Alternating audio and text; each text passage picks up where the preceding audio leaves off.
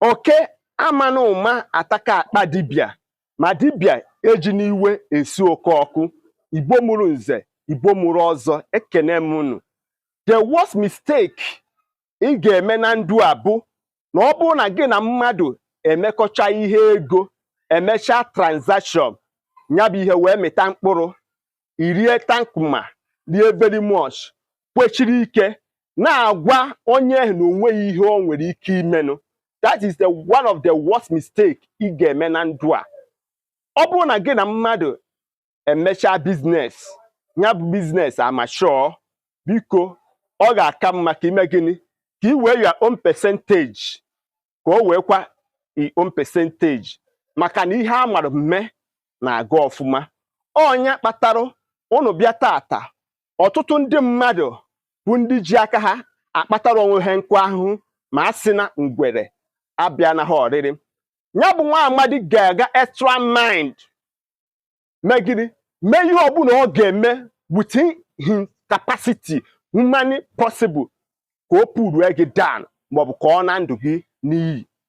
Nke ịbụa, nwanne m abụzi na onye ọnụ etuzi n'ọnụ, ka ịma nke a ịma nke ọzọ, na dibịa gwọrọ ọzọ mana ọzọ bụ dibịa.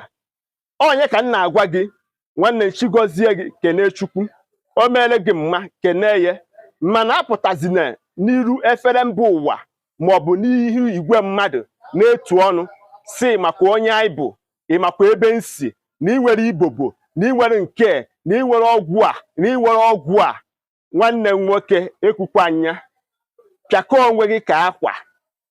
Ndị nwere ọgwụ maọbụ ndị nwere atịkpa anaghị etu ọnụ.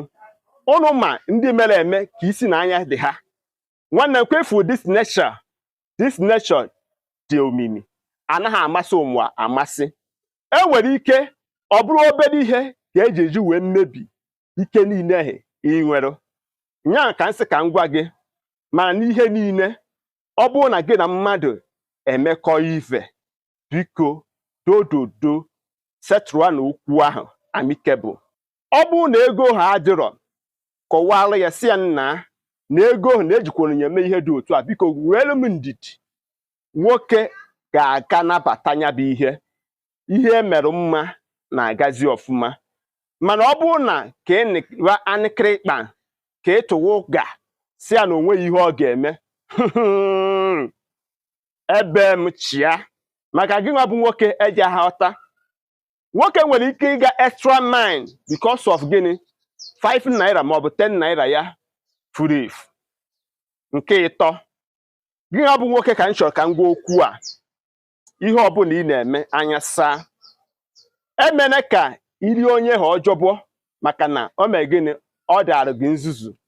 Mata amata na ihe eji were ekpe mmadụ ikpe na mmụọ na mmadụ bụ na iji ihe onye ha. Ihe m chọrọ ịgwa gị bụ nwoke, biko ọkụkọ na-akpa nri anya ufi akọ na ya, anya saa n'ọtụtụ ihe ị na-eme. Nwanne m, ka ị na mmadụ mekọchaa ihe, biko dododo try to settle it in due time, ka ọ ghara ibute ihe jebe naba anaba adị mma, tigbue maọbụ zọgbue. Ndewo. Maka ndị be anyị sị tụpụrụ nkịta ọkpụkpụ, hapụrụ na ọgụ ndị mmụọ, maka na onye a gwara kwe, afọ ọzọ eyi agwakwa ya.